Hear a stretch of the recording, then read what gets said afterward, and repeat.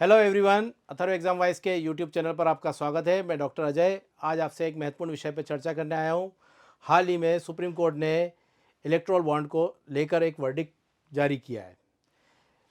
आज की वीडियो में हम जानेंगे इलेक्टोरल बॉन्ड होता क्या है, इसका क्या प्रभाव हो रहा था हमारे लोकतंत्र पर, और चूंकि इस पर अब प्रतिबंध लग गया है तो इसके बाद आने वाले चुनाव पर इसका क्या असर होगा, और अगर पॉलिटिकल पार्टियां इससे चंदा ले रही थी तो उनके लिए क्या अल्टरनेटिव सोर्सेस हो सकते हैं, उस पर हम डिस्कशन करेंगे। तो आइए हम सीधे चलते हैं पहले टॉपिक को और जानते हैं कि इलेक्टोरल बॉन्ड पहली बार कब लाया गया था। तो यहाँ पर आप स्क्रीन पर देख रहे हैं हमारे स्वर्गीय पूर्व वित्त मंत्री अरुण जेटली साहब को। ये 2017 के बजट में इन्होंने पहली बार इलेक्टोरल बॉन्ड को पार्लियामेंट में इंट्रोड्यूस किया था। अब इंट्रोड्यूस तो इन्होंने 2017 के बजट में किया था, और हाँ, एक चीज़ और जानने वाली बात है कि इसे मनी बिल के रूप में इंट्रोड्यूस किया था। और जब इसको इंट्रोड्यूस किया था तब इसके जो सारे क्लॉजेस थे उस पर डिस्कशन हुआ था, तभी इस पर काफ़ी विरोध हुआ था। बाहर आरबीआई, इलेक्शन कमीशन, उन्होंने भी इस पर विरोध जताया था। तो हम जानते हैं कि पहले तो इसको इंट्रोड्यूस 2017 में किया था, लेकिन इसको नोटिफाई तो 2018 में किया गया था, जनवरी में। अब इलेक्टोरल बॉन्ड था क्या? तो इलेक्टोरल बॉन्ड बेसिकली राजनीतिक दलों के चंदा लेने का एक मैकेनिज्म था। ये एक तरह का इंस्ट्रूमेंट था जिसके द्वारा आप राजनीतिक दलों को चंदा दे सकते हैं। ठीक है, तो ये मैकेनिज्म तो पहले भी था। अब सवाल होता है कि इलेक्टोरल बॉन्ड में ऐसा क्या स्पेशल था और सरकार क्यों लाई थी। तो सरकार का ये कहना था कि पहले जो राजनीतिक चंदा दिया जाता था तो उसमें होता था कि 20,000 के ऊपर वाला आप ओपन कर सकते थे, और 20,000 से कम चंदे को आप पब्लिक यानी कि उसके बारे में जानकारी नहीं मिलती थी। तो सरकार ने बोला कि काले धन को रोकना है, और साथ ही साथ ट्रांसपेरेंसी बढ़ाने के लिए ये इस तरह का एक इंस्ट्रूमेंट लेकर आए। अब ये इंस्ट्रूमेंट जारी कौन करेगा? तो जारी करा जाएगा स्टेट बैंक ऑफ इंडिया के द्वारा। अब ये तो एक बेसिक चीज़ हो गई, चंदा लेने का मैकेनिज्म मैंने आपको बता दिया है कि चंदा किस तरह लिया जाएगा, किस तरह से काला धन को रोकने के लिए लाया गया था, और किस तरह से ट्रांसपेरेंसी के लिए लाया गया था। ठीक है, अब इसको हम थोड़ा सा डेप्थ में जाके देखते हैं कि वाकई में ऐसा हो रहा था या नहीं हो रहा था, और ऐसा नहीं हो रहा था तो इसके क्या रीज़न थे जिसको सुप्रीम कोर्ट ने पहचाना है। अब ये एक राजनीतिक दल के चंदे से रिलेटेड मैकेनिज्म तो अरुण जेटली साहब लेके आ गए, लेकिन अरुण जेटली साहब जी, आप जानते होंगे कि ये सुप्रीम कोर्ट के बहुत बड़े लॉयर भी रह चुके थे। तो इन्होंने देखा कि केवल इस बिल से रिलेटेड हमको कुछ और प्रावधान जो है कानून से संबंधित, उनमें भी चेंजेस लाने पड़ेंगे। तो जैसे कि कंपनी एक्ट 2013 में ये चेंजेस लाए, राइट टू इन्फॉर्मेशन के एक्ट में चेंजेस लाए इसको इंट्रोड्यूस करने के बाद में, और लोक प्रतिनिधित्व अधिनियम 1951 में भी इसको लाने के बाद में चेंजेस लाए। तो अब एक एक हम समझते हैं कि इलेक्टोरल बॉन्ड को जब इंट्रोड्यूस किया गया तो किस तरह से अलग बिलों में भी क्या चेंजेस लाए गए और इससे क्या प्रभाव पड़ा। तो आइए हम देखते हैं, सबसे पहले जो चेंज देखते हैं हम इसमें, तो यह आया था कंपनीज एक्ट 2013 में।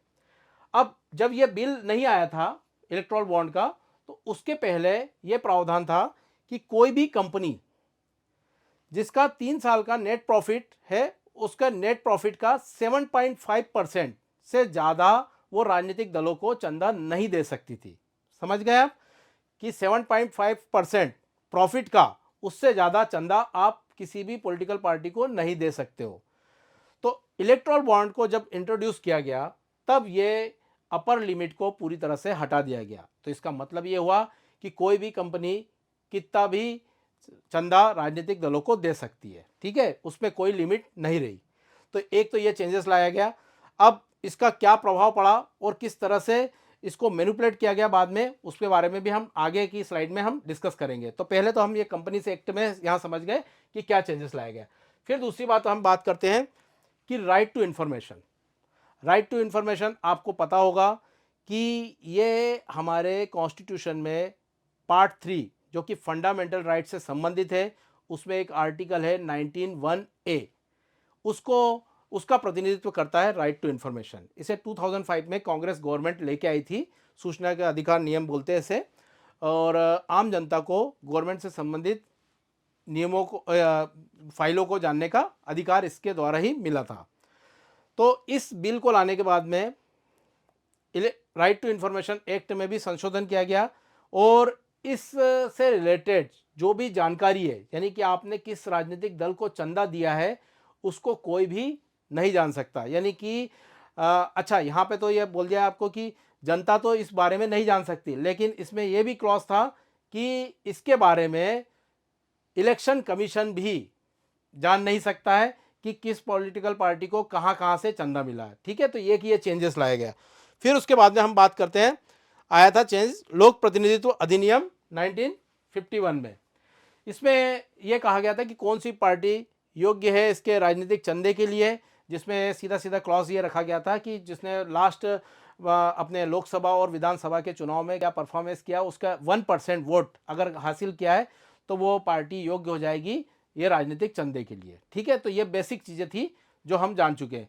अब हम जानते हैं कि ये इलेक्ट्रॉल बॉन्ड जारी किसके द्वारा होता है ना। ये आप स्क्रीन पे देख रहे हो, इस तरह का ये इलेक्ट्रॉल बॉन्ड होता है जिसके द्वारा आम जनता और कंपनीज सब इसको राजनीतिक दलों को चंदा दे सकते हैं। ठीक है, तो ये इलेक्ट्रॉल बॉन्ड आप स्क्रीन पे देख रहे हो, ये इस तरह से मिलता है। ये एक प्रॉमिसरी नोट जैसा होता है और हाँ, आप चंदा दे रहे हो तो बैंक से मिल रहा है आपको, है ना। ये इलेक्ट्रॉल बॉन्ड आप बैंक से लोगे और इसके लिए आपको कोई इंटरेस्ट नहीं मिलेगा। ठीक है, तो इंटरेस्ट फ्री इंस्ट्रूमेंट है ये। अब हम देखते हैं इसको जारी कौन करता था। तो जारी करने का राइट इसको दिया, स्टेट बैंक ऑफ इंडिया को दिया गया। स्टेट बैंक ऑफ इंडिया आपको पता है एक गवर्नमेंट बैंक है और इलेक्ट्रॉल बॉन्ड जारी करेगा एसबीआई। अच्छा, एसबीआई जो है साल के 365 दिन इसको जारी नहीं करेगा। ये फाइनेंशियल ईयर में हर क्वार्टरली में 10-10 दिन के लिए विंडो खुलती थी इसकी, उस आधार पे ये इलेक्ट्रॉल बॉन्ड जारी होते थे। और इसको रिडीम करने की भी एक लिमिट बताई गई थी कि 15 दिन में ये रिडीम करा लिया जाएगा तो ठीक है, नहीं तो ये वापस से एसबीआई के पास चला जाएगा। ठीक है, तो ये एक बात इसमें एसबीआई के द्वारा रखी गई थी। अच्छा, आप इलेक्ट्रॉल बॉन्ड खरीदेंगे तो उसके लिए केवाईसी आपको कंप्लीट करना होगा, यानी कि आपकी जानकारी स्टेट बैंक ऑफ इंडिया के पास तो पहुंच जाएगी और state bank of India government का बैंक है, तो एक तरह से इनडायरेक्ट रूप में किस व्यक्ति ने या किस कंपनी ने किस पॉलिटिकल पार्टी को फंडिंग की है तो उसकी जानकारी इनडायरेक्ट रूप से गवर्नमेंट के पास भी पहुंच जाएगी, है ना, भले ही वो उसे ओपन ना करे। ठीक है, तो हालांकि मैंने आपको पहले ही बता चुका हूं कि राइट टू इन्फॉर्मेशन एक्ट के तहत जो संशोधन किया गया था उसमें है कि जो इलेक्ट्रॉल बॉन्ड जो आपने एसबीआई से खरीदे हैं उसकी जानकारी जनता को और इलेक्शन कमीशन को अवेलेबल नहीं होगी। क्लियर। तो अब हम जानते हैं कि इसको कौन कौन खरीद सकता था। तो अगर हम देखें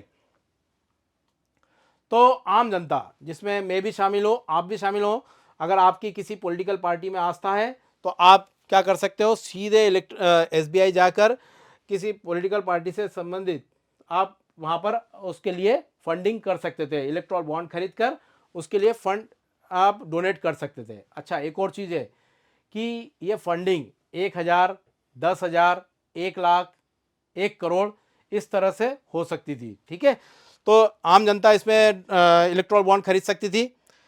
फिर इसके बाद में अगर हम बात करें तो यहाँ पर कंपनी भी इसी तरह से इलेक्ट्रॉल बॉन्ड के द्वारा पॉलिटिकल पार्टी को फंडिंग कर सकती थी। यहाँ तक ठीक है। अब मैंने आपको बोला कंपनीज एक्ट में जो संशोधन किया गया था 2013 में, तो एक चीज़ सुप्रीम कोर्ट ने जो नोटिस की थी वो ये की थी कि इसके द्वारा तो ये भी हो सकता है कि कोई फॉरेन कंपनी, है ना, वो भारत में कोई सहायक कंपनी खोले और सहायक कंपनी के द्वारा वो इलेक्ट्रॉल बॉन्ड लेकर किसी भी पॉलिटिकल पार्टी को डोनेशन दे सकती है। एक तो ये चीज़ हो गई।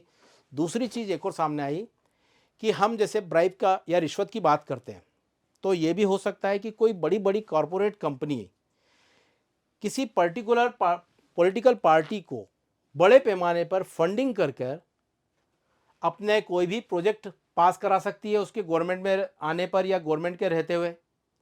तो एक तरह से ये हिडन ब्राइब हो जाएगी, है ना। तो ये इसको ही सुप्रीम कोर्ट ने ट्रेस किया कि हाँ ये चीज़ भी हो सकती है इसमें, ठीक है। तो ये बेसिक हमने इलेक्ट्रल बॉन्ड और उसके कुछ लूप होल्स के बारे में हमने जाना है। अब हम बात करते हैं कि अभी हाल ही में सुप्रीम कोर्ट में चीफ जस्टिस DY चंद्रचूड़ जी की अध्यक्षता वाली 5 जजों की संवैधानिक पीठ ने इलेक्ट्रल बॉन्ड को लेकर ये अपना वर्डिक्ट जारी किया है, ठीक है। DY चंद्रचूड़ जी ने इनके फादर भी चीफ जस्टिस रह चुके थे और इनको एक काफ़ी ईमानदार जज के रूप में इनकी एक इमेज बनी है ना। अभी इन्होंने बहुत सारे जजमेंट सरकार के अगेंस्ट भी दिए हैं और सरकार के फेवर में भी दिए है ना। तो बेसिकली ये ईमानदारी का मतलब ये है कि किसी एक पक्ष पर प्रति नहीं झुकना, बल्कि संविधान का पालन करना। और संविधान को देखते हुए इन्होंने महाराष्ट्र असेंबली को लेकर वर्डिक्ट जारी किया था और वैसे ही संविधान को देखते हुए इलेक्ट्रल बॉन्ड को लेकर भी वर्डिक्ट जारी किया है, ठीक है। तो अभी इनकी अध्यक्षता वाली संवैधानिक पीठ ने ये इसके लिए एक डिसीजन वर्डिक्ट दिया है कि इलेक्ट्रल बॉन्ड असंवैधानिक है। अब इन्होंने क्या पाया, इन्होंने पाया कि ये सीधा सीधा आपके आर्टिकल 19(1)(a) का उल्लंघन करता है। यानी कि राजनीतिक दल को किससे चंदा मिल रहा है इसे जानने का जनता को पूरा पूरा हक है। और इसी की मांग RBI 2017 से भी कर रहा था और इलेक्शन कमीशन ने भी उस समय इसका इसीलिए विरोध किया था क्योंकि पॉलिटिकल पार्टी को कहाँ से चंदा मिल रहा है ये आपका जानने का राइट है। अब इससे जानने से क्या होगा, इससे जानने से क्या होगा कि सरकार और आपके बीच में एक ट्रांसपेरेंसी प्रॉपर तरीके से मेंटेन रहेगी। और जो इलेक्शन हाल ही के दिनों में बहुत महंगे होते जा रहे हैं, तो और इलेक्शन जिस तरह से हो रहे हैं और जिसमें काला धन को जिस तरह से खपाया जा रहा है उसको रोकने में भी ये एक बड़ा इंपॉर्टेंट रोल प्ले कर सकता है, ठीक है। तो ये तो बेसिक आपको चीज़ें मालूम पड़ी। अब सवाल ये होता है कि आगे इसमें और क्या हो सकता है। अगर देखिए ये तो हम नॉर्मल देख रहे हैं कि सुप्रीम कोर्ट ने एक जजमेंट दे दिया तो बस यहाँ पर एंड हो गया, अब इलेक्ट्रल बॉन्ड ख़त्म हो गए। और इसके पहले भी आपने देखा होगा कि इलेक्शन कमिश्नर की नियुक्ति को लेकर भी सुप्रीम कोर्ट ने एक वर्डिक्ट जारी किया था, उसको असंवैधानिक बताया था, लेकिन फिर सेंट्रल गवर्नमेंट ऑर्डिनेंस लेके आ गई थी और उसको चेंज कर दिया था, ठीक है। तो मैं चूंकि UPSC के पॉइंट ऑफ व्यू से आपको बता रहा हूँ कि इस जजमेंट को भी अगर पार्लियामेंट चाहे तो चेंज कर सकती है। अब चेंज कैसे करेगी, तो चेंज इस तरह से कर सकती है कि वो या तो ऑर्डिनेंस ले आए या पार्लियामेंट का सेशन बुला के बिल पास करा दे, है ना। ऑर्डिनेंस व आर्टिकल 123 के तहत भी इसको कुछ समय के लिए सरकार रोक सकती है। लेकिन फिर ये बात आती है कि सरकार भले ही रोक भी दे, यानी पार्लियामेंट के द्वारा इसको रोक दिया जाए, लेकिन फिर भी ये सुप्रीम कोर्ट के द्वारा इस पर स्टे मिलना 100% तय है। वो इसलिए क्योंकि सुप्रीम कोर्ट ने अपनी व्याख्या में इसमें बोला है कि ये फंडामेंटल राइट का उल्लंघन कर रहा है सीधा सीधा। तो इसलिए इस क्योंकि हमारा कॉन्स्टिट्यूशन का बेसिक है फंडामेंटल राइट, है ना। अगर उसमें कोई भी चेंजेस आएगा तो सीधे सीधे जो है आपको मालूम है सुप्रीम कोर्ट उसको समाप्त करने के लिए यानी कि खुद ही संज्ञान उसका ले सकती है। क्लियर। तो ये एक बेसिक चीज़ हो गई। अब हम बात कर रहे हैं कि अगर एग्जाम पॉइंट ऑफ व्यू से कि आप इसके अलावा और क्या प्रक्रिया सुझा सकते हैं चुनाव सुधार के लिए। तो देखिए कई सारे जो हमारे चुनाव आयोग के पूर्व चुनाव आयुक्त थे और कई सारे हमारे जो नागरिक संगठन है उन्होंने इस पे कमेटियाँ भी बनी थी कि भ्रष्टाचार को कैसा रोका जाए और चुनाव सुधार कैसे करा जाए। तो उन्होंने एक उपाय सुझाया था जो कि उपाय काफ़ी बढ़िया लगा लोकतंत्र के लिए। वो उपाय ये था कि जितना भी ये चुनाव का जो फंडिंग हो रही है उसके लिए क्या है, एक राष्ट्रीय चुनावी कोष बनाया जाए जिसमें गवर्नमेंट फंडिंग करे और गवर्नमेंट हर पॉलिटिकल पार्टी को उनके वोट शेयर के आधार पर सभी को फंड अवेलेबल कराए। तो इससे होगा ये कि अगर हम बात तो करते हैं कि भारत में लोकतंत्र आ गया है, लेकिन लोकतंत्र की बात करें तो लोकतंत्र का मतलब ये है कि हर व्यक्ति चुनाव के लिए चुनाव लड़ सकता है क्या? नहीं लड़ सकता है। क्यों नहीं लड़ सकता? क्योंकि चुनाव में पैसा बड़ी मात्रा में लगता है और हर एक कैंडिडेट के लिए एक लिमिट बनी हुई चुनाव आयोग के द्वारा 75 लाख, हालांकि उससे भी ज़्यादा खर्च होते हैं। और कई कैंडिडेट ऐसे भी हैं, कई सारे प्रत्याशी ऐसे रहते हैं जिनके पास 75 लाख भी नहीं है, तो वो इस रेस में पीछे छूट जाते हैं। तो एक तरह से ये लेवल प्लेइंग फील्ड अवेलेबल नहीं कराता है ये इस तरह का चुनावी तंत्र। तो अगर राष्ट्रीय चुनावी कोष बनेगा जिसमें गवर्नमेंट के द्वारा फंडिंग होगी, तो सभी को एक लेवल प्लेइंग फील्ड मिलेगा। और जो व्यक्ति अगर सोचता है कि मैं राजनीति में आ सकता हूं, तो उसको भी चुनाव लड़ने के लिए ये नहीं सोचना पड़ेगा कि इसमें बहुत बड़ी मात्रा में पैसा लगेगा। तो इस तरह से क्या है, हम चुनाव में जो काले धन का दुरुपयोग होता है बड़ी मात्रा में, उसको भी हम रोक सकते हैं। तो ये था हमारा इलेक्ट्रोल बॉन्ड और इससे रिलेटेड जो हमने कुछ दूसरी चीज़ें थी वो भी हमने डिस्कस कर लिए। आशा करता हूँ कि आपको ये वीडियो अच्छा लगा होगा। Thank you.